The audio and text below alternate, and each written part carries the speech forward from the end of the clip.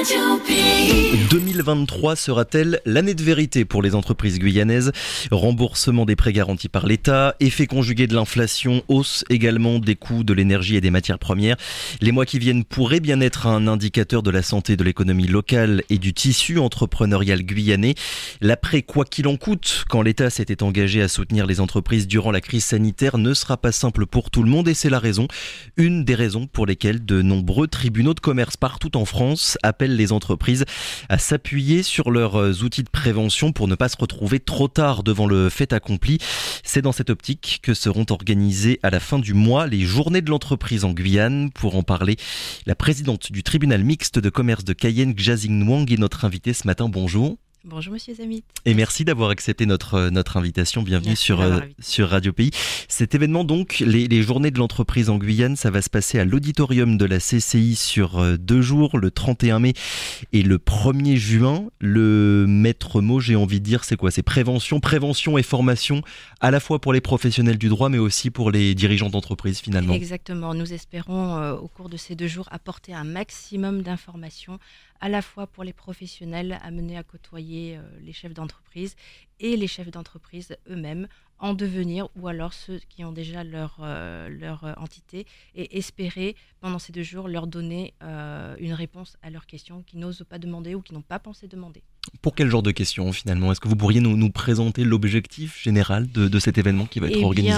Cela va, je dirais, à des formalités les plus basiques. Je suis porteur de projet, j'ai envie de monter mon entreprise, j'ai un business plan, mais je ne sais pas comment m'y prendre. Donc il y aura des interlocuteurs, des intervenants qui vont expliquer, voilà, je suis expert comptable, je suis avocat, je suis à même de vous aider, à vous épauler pour mettre sur pied et rendre votre projet concret. Il y aura qui de présent finalement durant cet événement? J'ai un petit peu regardé ce qui était prévu. Il y a beaucoup de monde normalement qui devrait venir. Il y a pas mal de monde. Sur le premier jour, nous avons 2 professionnels du droit, 2 enseignants qui seront là, qui viennent de métropole nous rendre visite et de dispenser véritablement un focus théorique sur la réforme de l'entreprise individuelle. L'entreprise individuelle étant une des multiples formes que peut prendre une entreprise, une société. Donc ils seront là pour expliquer et nous faire un point avec le recul d'une année à peu près de la réforme et voir ce qui est bon ou pas dans cette forme de juridique.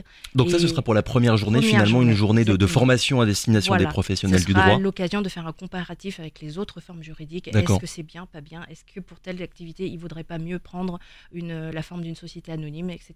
Voilà, ça c'est le premier jour. Et le deuxième jour, il y aura, si j'ai bien compté, plus d'une dizaine d'intervenants, donc uniquement professionnels. Nous aurons par exemple un expert comptable, un avocat, un administrateur judiciaire, un mandateur judiciaire. Il y aura donc d'une part les professionnels, je dirais, privés, mais aussi les institutionnels. Il y aura un représentant des impôts, il y aura l'URSSAF, il y aura... finalement, tous les acteurs qui gravitent de près ou de loin. Voilà. Exactement.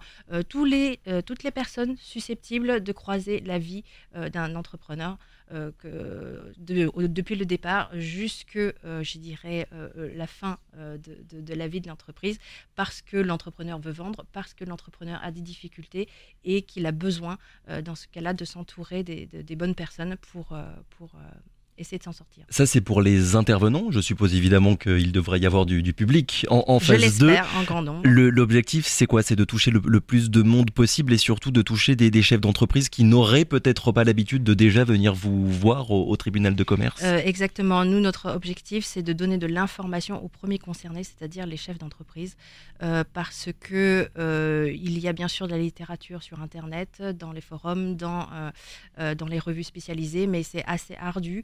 Les chefs d'entreprise, je pense qu'ils n'ont pas forcément le temps à consacrer pour ça. Donc on s'était dit, pourquoi ne pas concentrer en un seul lieu, pendant un temps court, tous les intervenants, et de cette manière, ils pourront poser leurs questions ou récolter quelques informations qui pourraient leur servir. C'est quoi ces mesures de prévention? Parce que c'est vrai que dès qu'on parle et dès qu'on pense instinctivement tribunal de commerce, on pense tout de suite à des procédures collectives, redressement judiciaire, liquidation judiciaire, sans forcément savoir qu'il existe en amont des mesures qui peuvent éviter à une entreprise de se retrouver en cessation de paiement. Qu'est-ce que peut faire du coup votre juridiction, le tribunal mixte de commerce, pour empêcher, pour accompagner une entreprise qui est en difficulté ? Eh bien, effectivement, la prévention fait partie intégrante des missions du tribunal mixte de commerce. Lorsque nous apercevons de notre côté qu'une société se trouve en difficulté parce qu'il y a des demandes en paiement qui arrivent et donc cela nous met en alerte, nous leur offrons une proposition de rendez-vous pour voir quelle est la source de difficulté, pourquoi est-ce qu'il y a un passif qui est en train de se créer, et essayer d'identifier l'origine de cette difficulté. Est-ce que c'est purement passager? Est-ce que c'est parce qu'il y a des créances qui n'arrivent pas à recouvrer, ou est-ce qu'au contraire c'est une difficulté qui est beaucoup plus ancienne et beaucoup plus compliquée à régler? Et là, on leur propose de rencontrer, par exemple, leurs créanciers par le biais d'un conciliateur qu'ils peuvent solliciter. Donc, essayer de voir comment résorber cette dette, essayer de voir est-ce que c'est parce qu'il y a trop de salariés, est-ce qu'il ne faut pas réduire la masse salariale ou faire des refontes de l'organisation pour essayer d'améliorer les choses. Ça veut dire finalement que ces difficultés, elles peuvent être économiques, financières, juridiques, elles sont de plusieurs ordres. C'est multifactoriel, effectivement. C'est pas si facile d'identifier du premier coup d'œil. J'ai lu sur le site national des tribunaux de commerce que dans plus de 70% des cas, la prévention, elle permettait de résoudre les difficultés des entreprises. Comment est-ce que vous expliquez du coup qu'un nombre important d'entrepreneurs ne viennent pas toquer à votre porte dès qu'ils voient apparaître certaines difficultés dans la vie de leur entreprise? Eh bien, je pense qu'il y a deux raisons principales. Premièrement, parce qu'ils ne savent pas qu'il y a cette mission de prévention. Lorsqu'on parle de tribunal, immédiatement, cela fait peur, il faut bien le dire. Soit parce qu'on y va, parce qu'il y a un créancier qui nous demande de payer une dette, soit parce que la situation est telle qu'on est amené à aller au tribunal pour demander le bénéfice d'une procédure collective et on se dit c'est fini, on va tout perdre, la société sera disloquée et je n'aurai plus rien. Ça c'est la première raison. Et il y a deuxième raison, c'est que bien souvent les entrepreneurs pensent que ça va bien se passer, qu'ils pourront gérer la difficulté eux-mêmes, que c'est passager. Je disais comme tout à l'heure, c'est comme lorsqu'on a une rage de dents, on se dit que soit le dentiste va nous arracher la dent directement, soit la douleur va passer tout seul. Eh bien non, il y a d'autres solutions. Il y a des entre-deux. Oui, il faut démystifier finalement le tribunal de commerce, parce que c'est vrai qu'on y va rarement avec le sourire instinctivement. Évidemment. Voilà. Vous avez prononcé le terme, on va faire un petit peu de pédagogie. Procédure collective, c'est quoi exactement? Eh bien, les procédures collectives sont offertes aux sociétés lorsque ils ont des difficultés à payer leurs dettes. Oui. Donc, il y a deux situations. Soit vous êtes en cessation des paiements, ce qui est la plupart des cas, soit vous ne l'êtes pas. Lorsque vous n'êtes pas encore en cessation des paiements, donc c'est lorsque on essaie de prendre les choses en amont, mais que vous sentez que la trésorerie est difficile, que vous n'êtes pas à l'aise, que vous réfléchissez, vous êtes inquiet à la fin du mois, vous pouvez dans ces cas-là solliciter l'ouverture d'une mesure de sauvegarde. Le tribunal est saisi et dans ces cas-là, vous êtes aidé par un administrateur justement à identifier les difficultés que vous pouvez rencontrer.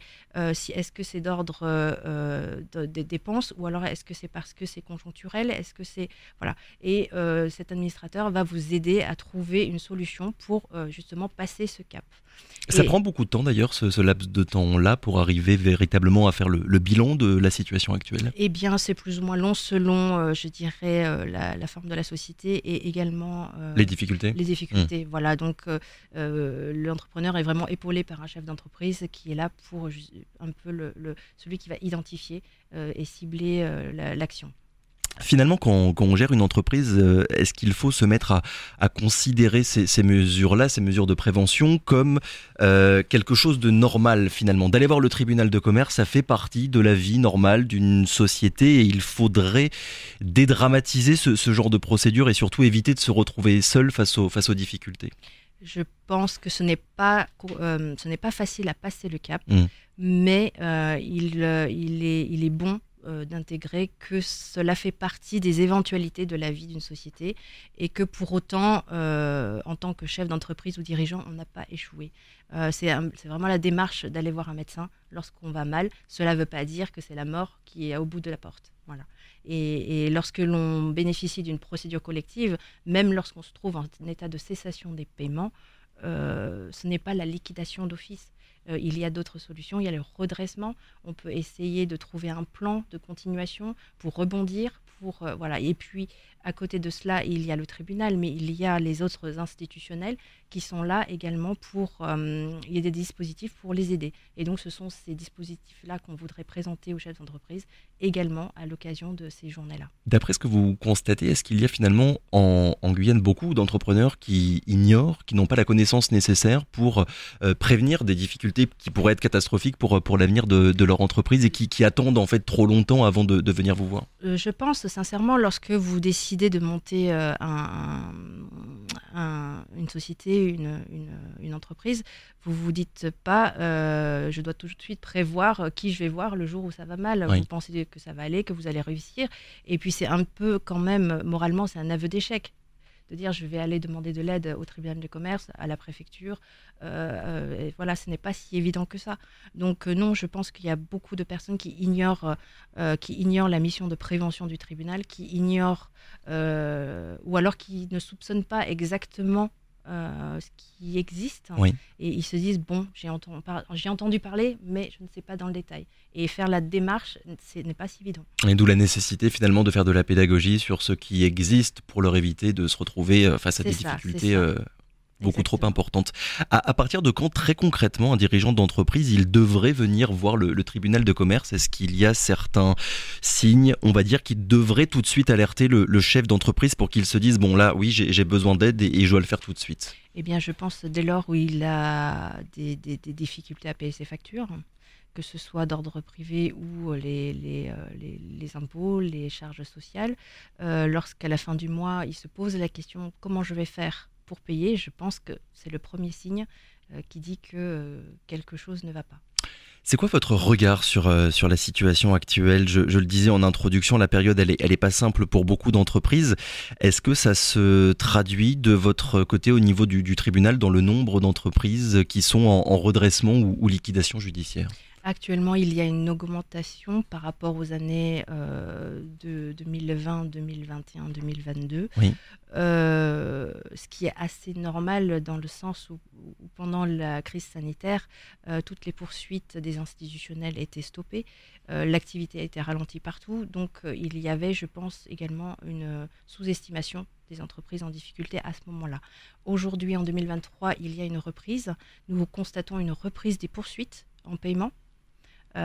Donc ça c'est la première phase et on craint effectivement que ces poursuites en paiement ne seront pas suivies de règlement parce que les entreprises n'auront pas les fonds et par conséquent une saisine du tribunal qui va augmenter en allant. Donc la pause entre guillemets qu'on a pu voir 2019-2020, ça y est, elle est terminée et on retrouve des niveaux d'avant la crise sanitaire finalement. Je pense, oui. Oui. On a beaucoup entendu parler il y a quelques mois, il y a un an et demi maintenant. De nombreuses personnes s'attendaient à un tsunami concernant le nombre finalement de liquidations judiciaires qui allaient être prononcées. J'ai lu des interviews de pas mal de présidents de tribunaux de commerce en France qui disaient pour l'instant ça n'est pas encore arrivé. Finalement les entreprises françaises sont un peu plus résilientes que ce qu'on aurait pu penser. Est-ce que c'est quelque chose que vous constatez vous aussi ici en Guyane pour l'instant, même si les mois à venir s'annoncent un peu difficiles, pour l'instant ça tient à peu près? Oui, c'est ce que nous constatons également. Oui, tout à fait. Je pense que ce sera peut-être, si la vague devait arriver, je pense que ce serait plus pour la fin de l'année ou début 2024. Et pour quel genre d'entreprise? Est-ce qu'il y en a certaines qui sont plus fragiles finalement? J'ai entendu dire qu'avant il y avait surtout beaucoup de très petites entreprises avec 1 ou 2 salariés qui étaient concernés par ce genre de procédure et que là on voyait de plus en plus des structures un petit peu plus importantes. Est-ce que là encore, vous observez cette tendance-là au tribunal de Cayenne? Je n'ai peut-être pas assez de recul pour observer un changement de profil. Toujours est-il que, en termes de saisine, aujourd'hui, effectivement, nous avons à la fois des micro-entreprises et également des entreprises assez importantes. Un mot pour revenir sur ces journées de l'entreprise qui vont être organisées du coup à la fin du mois de mai. S'il y a des chefs d'entreprise là qui vous entendent, comment est-ce que ça se passe? Comment est-ce qu'ils arrivent à trouver toutes les informations nécessaires pour entrer en contact avec vous et pouvoir participer? Eh bien, nous avons prévu un flyer ainsi qu'un programme précis des 2 journées. Nous allons envoyer tout cela aux syndicats professionnels qui vont relayer l'information. Il y aura une adresse mail sur le flyer et ils pourront très simplement s'inscrire. C'est gratuit, ils viennent une journée sur les 2 ou les 2 journées. Voilà, c'est comme ils souhaitent.